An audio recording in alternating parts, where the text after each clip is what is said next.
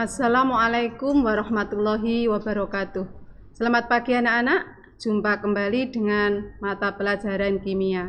Ya, masih dalam edisi daring bersama Bu Timur Rantowati.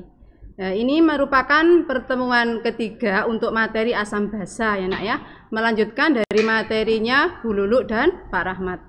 Sebelum kita memulai pembelajaran daring ini, kita baca Bismillahirrahmanirrahim. Semoga kita diberi pemahaman dengan ilmu yang kita pelajari hari ini. Amin. Ya, kita mulai dengan asam basa untuk season yang ketiga.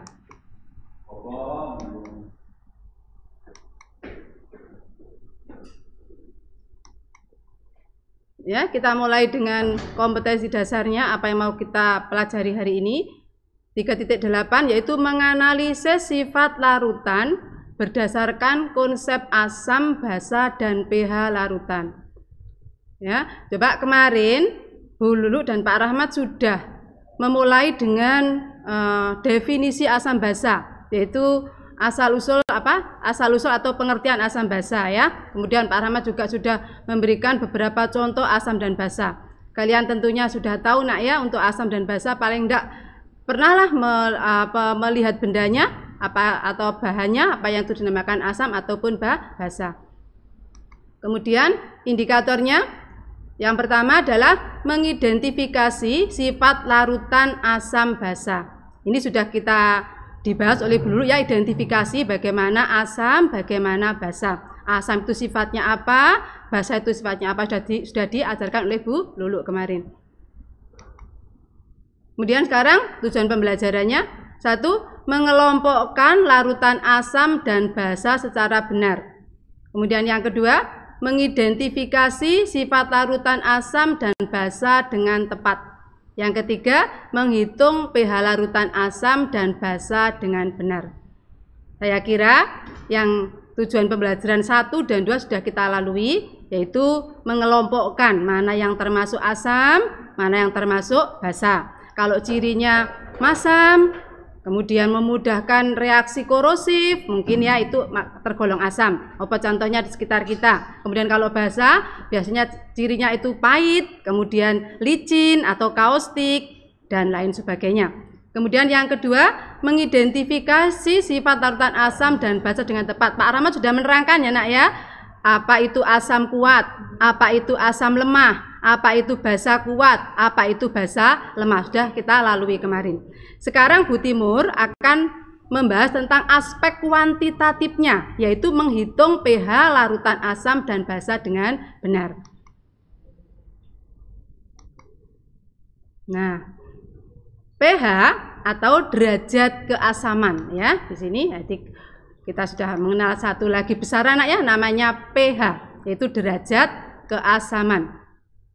Apa itu pH atau derajat keasaman? Yaitu suatu parameter, suatu ukuran ya, yang menunjukkan tingkat keasaman suatu larutan. Apakah nanti tergolong asam kuat ataukah asam lemah? Apakah tergolong basa kuat ataukah basa lemah? Yaitu dinyatakan dengan skala pH.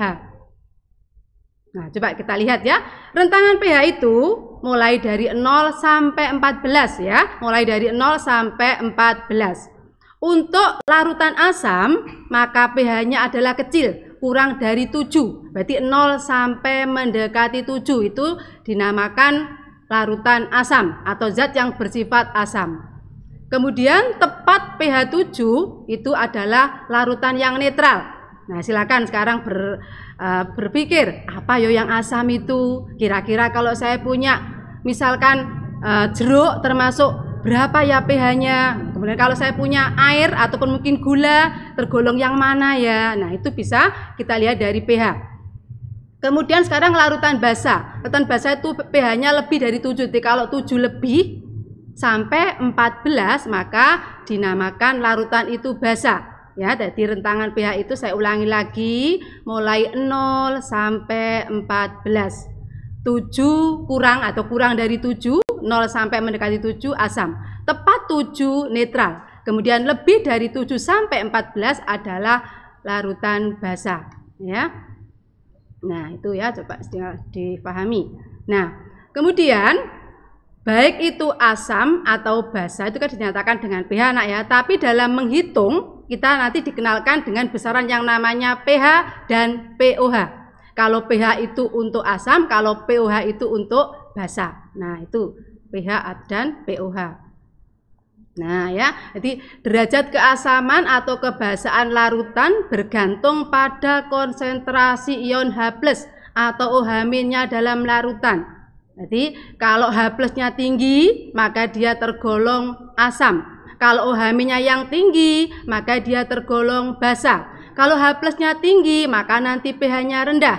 Kalau OH-nya tinggi, maka nanti pH-nya tinggi. Nah, seperti itu nak ya. Sekarang kita lanjutkan.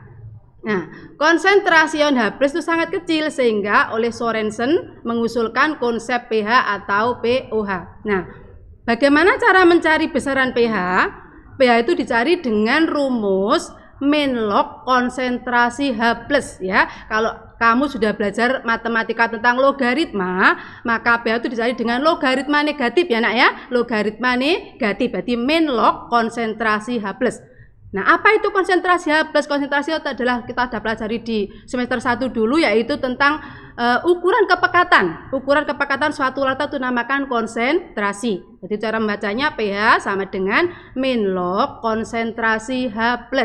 Itu tentang pH. Sedangkan pOH sama dengan min log konsentrasi OH-. Nah, itu tentang pH dan pOH. Sekarang hubungan pH dengan pOH. Nah, KW, apa itu KW? KW adalah derajat konstanta kesetimbangan air itu namanya KW nak ya. Konstanta kesetimbangan air itu namanya KW. Jadi kalau kamu lihat reaksi ionisasi air H2O itu bisa terion menghasilkan H+ dan OH-. Maka karena air itu termasuk larutan yang bersifat elektrolit lemah, maka dia punya konstanta kesetimbangan. Nah, konstanta kesetimbangan air dinamakan dengan KW. Maka cara mencari KW yaitu sama dengan konsentrasi H+ dikali konsentrasi OH-. Karena H2O itu bisa terion menghasilkan H+ dan OH-. Kemudian kalau kita mau mencari PKW nak ya, maka nanti PKW-nya itu dicari dengan min log. Berarti min log KW. Kalau min log KW berarti sama dengan min log H+ ditambah min log OH-. Nah, ini ya, akhirnya kita mau melangkah pada PKW. Yaitu PKW sama dengan pH plus pOH. Nah, sedangkan harga KW dari air tadi apa? Konstanta kesetimbangan air itu harganya adalah 1 kali 10 pangkat negatif 14. Kalau dilogkan, kalau dicari lognya, dicari log negatifnya, di mana KW atau PKW itu sama dengan min log konsentrasi KW, maka nanti akan dihasilkan min log 1 kali 10 pangkat negatif 14. Karena min jadi plus, maka PKW nilainya adalah 14. Coba nak ya digabungkan dengan matematikanya ya, dilihat tentang logaritma. Jadi pH tadi adalah logaritma negatif. Mencari PKW juga begitu, min log KW. Min log 1 kali 10 pangkat negatif 14. Maka hasilnya adalah 14.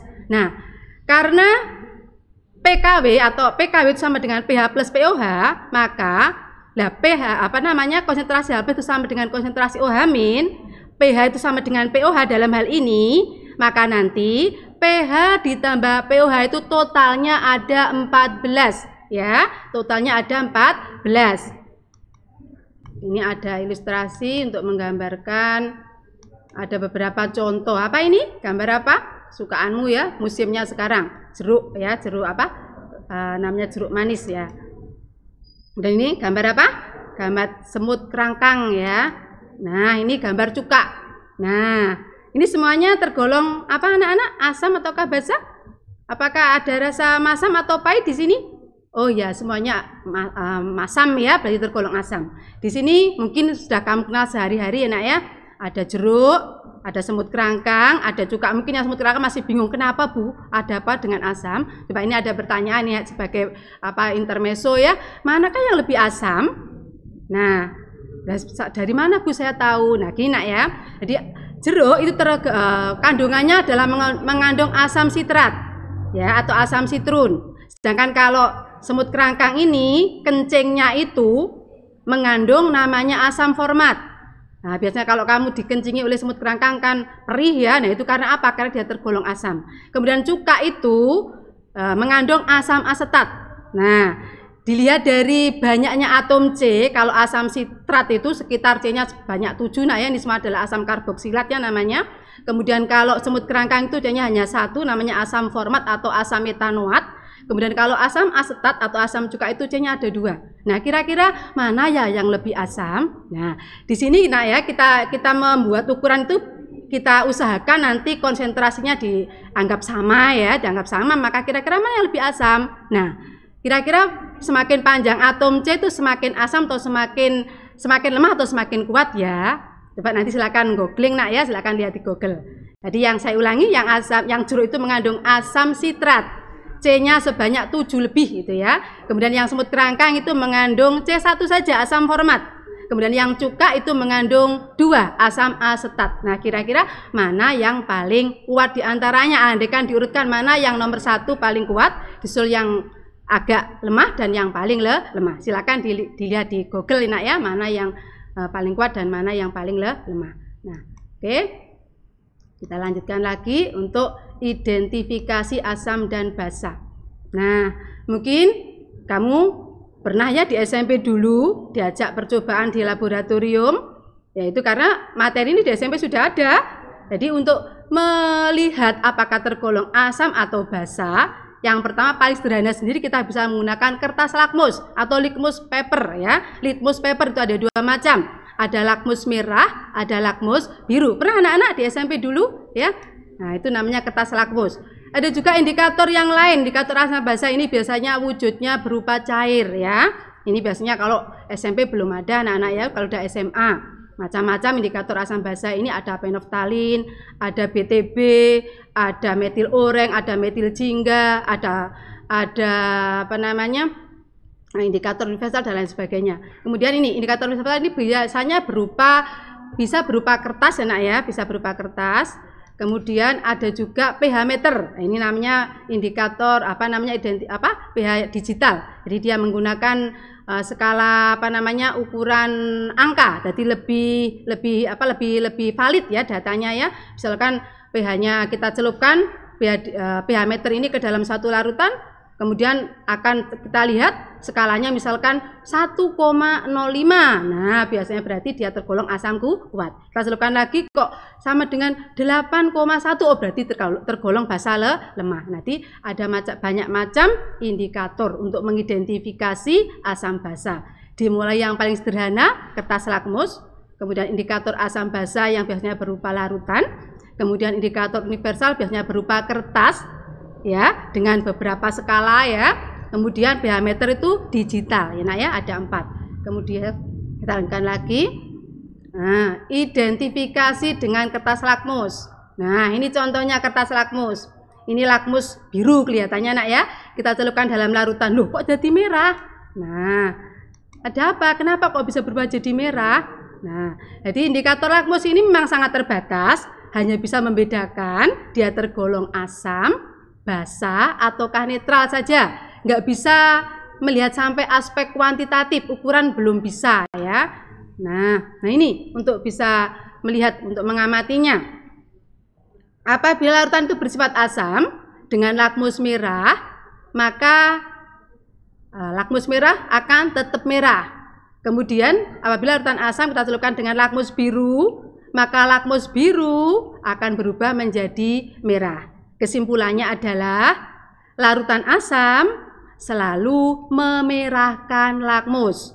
Merah tetap merah, biru juga menjadi merah. Ya nak ya, jadi kita celupkan misalkan dalam tadi larutan cuka, maka akan merah, biru pun akan jadi merah. Asam selalu memerahkan lakmus. Kemudian netral sekarang. Nah, netral, lakmus merah tetap merah, lakmus biru juga tetap biru. Ya, jadi sama dengan mula-mula ya, kita celupkan misalkan dalam larutan gula, maka Lakmus merah pun tetap merah, lakmus biru pun tetap biru. Kemudian sekarang larutan basa. Larutan basa, lakmus merah berubah jadi biru. Lakmus biru tetap biru. Kesimpulannya adalah larutan basa selalu membirukan lakmus, itu nak ya, selalu membirukan lakmus. Jadi yang di dalam gambar itu kelihatannya itu larutan asam ya, karena apa? Lakmus birunya berubah menjadi merah. Nah itu ya nak ya. Kita lanjutkan lagi. Sekarang identifikasi dengan indikator asam basa. Ya, indikator asam basa itu suatu zat yang mempunyai warna tertentu pada pH tertentu. Jadi begini nak ya, kalau misalkan kita punya suatu indikator, suatu bahan kok bisa berubah dalam suasana yang berbeda, berarti bahan itu bisa dipakai sebagai indikator ya. Kita teteskan dengan cuka kok misalkan kok menjadi merah, teteskan dengan sabun kok menjadi biru misalkan, berarti bahan tadi bisa dipakai sebagai indikator ya. Nah sekarang indikator asam basa dibedakan, ada indikator alami, ada indikator buatan. Nah yang alami itu kita bisa cari di lingkungan sekitar kita anak-anak. Biasanya kita bisa mengambil dari beberapa macam bunga ataupun daun-daunan itu ya, dari daun sayur-sayuran itu. Nah coba kita lihat macam-macam indikator yang alami ya. Nah contohnya misalkan ekstrak bunga sepatu, semuanya tahu ya bunga sepatu ya, warnanya merah mula-mula. Kita tumbuk nak ya, cara membuatnya ya. Kita tumbuk kemudian kita kasih sedikit air, kita peres ya. Nanti cairannya itu kita pakai untuk menguji larutan yang mau kita uji. Nah, kalau andaikan kita sudah mengekstrak bunga sepatu, kita teteskan dalam cuka misalkan, maka dari bunga sepatu tadi yang mula-mula warnanya merah akan menjadi merah menyala, nah, merah lebih muda, merah segar ya. Kemudian kalau netral akan berubah bunga sepatunya dari merah menjadi ungu. Kalau dalam basa bunga sepatunya dari merah menjadi kehijauan. Nah itu berarti bunga sepatu kesimpulannya dapat dipakai sebagai indikator. Nah kemudian kulit manggis, asalnya warnanya kan agak hitam ya kalau kita tumbuk ya. Kemudian diteteskan asam, coklat kemerahan. Netral juga ungu, kemudian dalam basa menjadi biru kehitaman. Kemudian ekstrak bunga kol merah itu memang paling bagus dipakai indikator nak ya. Kol merah itu kalau kita misalkan punya larutan yang punya skala pH 1 sampai 14, maka dalam 14 zat itu dia akan berubah warna. Sangat cantik itu ya kalau kol merah kita pakai ya. Jadi enggak hanya berubah asam netral basa enggak, tapi dalam 14 skala pH itu dia akan punya warna yang berbeda-beda. Itu indikator apa namanya kol merah atau kobis merah nak ya. Kalau nggak tahu kol merah, kobis merah. Jadi dalam asam cenderung ke merah-merahan, merah muda tadi, netral juga ungu, tapi ini bermacam-macam nanti warnanya ya. Kemudian basa juga hijau. Kemudian ekstrak kunyit, ini kurang seberapa banyak ya variannya ya. Jadi dalam asam kuning tua, dalam netral kuning terang, kemudian dalam basa jingga oranye. Nah ini biasanya kalau anak putri mau membuat nasi kuning, bagaimana biar nasi kuning itu menjadi cantik, maka nanti bisa kita tetesi apa namanya kunyit itu kita tetesi dengan sedikit jeruk atau dengan apa namanya yaitu jeruk nipis itu nak ya, maka nanti warna nasi kuningmu itu akan cantik, yaitu menjadi warna kuning agak kehijauan seperti itu, jadi agak cantik ya, enggak butek gitu, okay? Nah kemudian ini adalah indikator buatan. Ada metil jingga atau metil oranye ya, atau metil jingga maka disingkat MO. Kemudian ada metil merah, ada bromtimol biru, kemudian ada fenoftalin. Nah ini rentangan pH-nya dalam asam merah, dalam basa kuning ini ya. Kemudian trayeknya adalah antara 3,1 sampai 4,4. Silakan dibaca ya. Dan metil merah kuning rentangannya 4,4 sampai 6,2. Berarti dia dapat dipakai indikator asam ya karena rentangan pH-nya di bawah 7. Bromtimol biru punya rentangan pH yaitu kuning dengan biru perubahannya. Jadi kalau di bawah 6 itu dia akan berwarna kuning nah. Kemudian di bawah di atas 7,6 dia sudah berwarna biru. Itu cara membacanya ya. Kemudian fenoftalin ini kalau dalam asam dia tak berwarna, kemudian dalam basa dia berwarna merah dengan rentangan pH 8,3 sampai 10. Nah, ini biasanya bisa kita pakai di lab ya nak ya karena ini adalah indikator buatan. Kita lanjutkan dengan indikator universal ya. Indikator universal dia merupakan campuran beberapa indikator yang dapat berubah pada setiap satuan nilai pH. Jadi ini biasanya bisa berupa kertas ya kita celupkan. Nanti dia ada skala-skala 4 yang kita cocokkan dengan skala yang sudah ada. Maka nanti kita bisa melihat misalkan pH-nya 1, pH-nya 5 gitu ya. Nanti insya Allah kalau sudah luring kita tunjukkan ya. Bu Timur ada itu indikatornya masing-masing ya. Oke. Dan sekarang kita lihat pH meter. Nah, ini yang namanya digital ya, rangkaian alat elektronik yang dilengkapi dengan elektroda kaca. Nah, di situ nak ya terlihat, misalkan itu 7,053 bahkan 1/1000 nggih, skalanya ini sangat valid sekali untuk menghitung pH. Nah, ya, sekarang kita menginjak pada aspek kuantitatifnya, menghitung ya. Jadi cara menghitung pH asam dan basa dengan rumus. Tadi sudah ada rumusnya nak ya. Di pH larutan itu apa? Jadi asam kuat atau basa kuat yang terdisosiasi sempurna.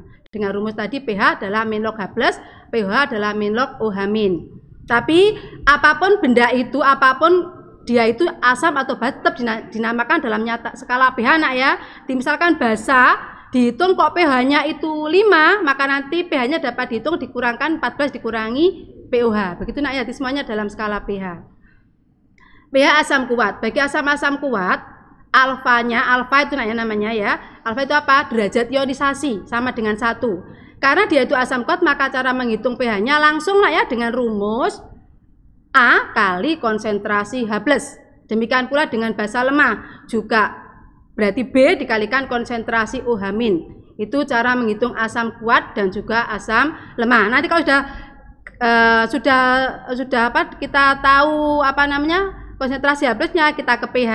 Jadi itu kalau asam, tapi kalau basa kita ke OH- dulu, kemudian kita mencari pOH, baru melangkah ke pH. Nah, silakan nanti dilihat sendiri bagaimana cara menghitung. Nanti misalkan kok hitunglah pH dari 0,01 molar HCl, karena HCl itu asam kuat, maka langsung dan apa namanya X-nya atau valensi asamnya adalah 1, maka langsung nak ya 1 kali 0,01. Hasilnya adalah 0,01 atau 10 pangkat negatif 2. Kalau kita cari pH-nya berarti min log 10 pangkat negatif 2, maka ketemu 2. Nah, itu cara mencari pH ya dari asam. Kemudian kalau misalkan H2SO4 bagaimana?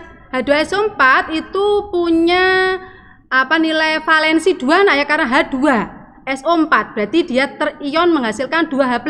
Maka nanti X-nya berarti dikali 2, berarti 2 kali konsentrasi H2SO4. Nah, itu silakan nanti dilihat sendiri. Nah, kemudian kalau pH asam lemah bagaimana? Kalau asam lemah lebih rinci lagi ya, karena dia itu terionisasi sebagian, di mana alfanya itu lebih dari 0 kurang dari 1. Maka mencari H+-nya dengan rumus akar Ka kali Ma. Di situ ada Ca nak ya, itu biasa diganti dengan Ma. Akar Ca kali Ka atau akar Ma kali Ka itu nak ya. Ca itu apa? Konsentrasinya. Ka-nya itu apa? Tetapan ionisasi. Ini lebih detail lagi nggih. Misalkan hitunglah pH dari 0,025 mol CH3COH dalam 250 ml larutan jika diketahui konstanta kesetimbangan asamnya 10 pangkat min 5. Maka dicari dulu molaritasnya nak ya.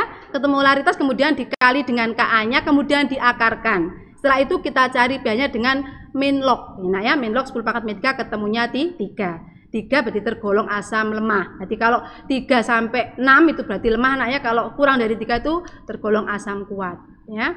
Nah, kalau basa bagaimana? Sama OH- berarti N kali MB tadi nak ya. Kemudian pOH berarti min log konsentrasi OH-. Nah, gimana cara mengembalikan ke pH? Maka mengembalikan ke pH berarti PKW dikurangi pOH. PKW tadi berapa? 14, berarti 14 dikurangi dengan pOH yang kita hitung ya. Contoh nak ya, misalkan hitunglah pH dari larutan KOH 0,1 molar. Jadi pOH-nya kita hitung dengan 1 kali konsentrasi OH- yaitu 0,1 ya, berarti 0,1 atau 10 pangkat negatif 1. Maka ketemu pOH 1. Loh kok 1 Bu? Ya itu kan pOH karena dia basa. Maka mencari pH-nya kita kembalikan lagi. 14 dikurangi pOH. 14 dikurangi 1 ketemu 13. Berarti dia tergolong basa kuat ya. Jadi kalau mendekati 14 itu basanya kuat. Basa lemah juga sama dengan asam lemah mencarinya ya nak ya. Konsentrasi OH- akar MB kali KB. Ya, tadi ya akar MB kali KB. MB itu apa? MB itu molaritas basanya, KB itu konstanta kesetimbangannya atau tetapan ionisasinya. Nah, Ambil contoh ya nak ya, misalkan itulah pH 0,001 molar NH4OH. NH4OH itu amonium hidroksida atau kamu kenal dengan amonia ya.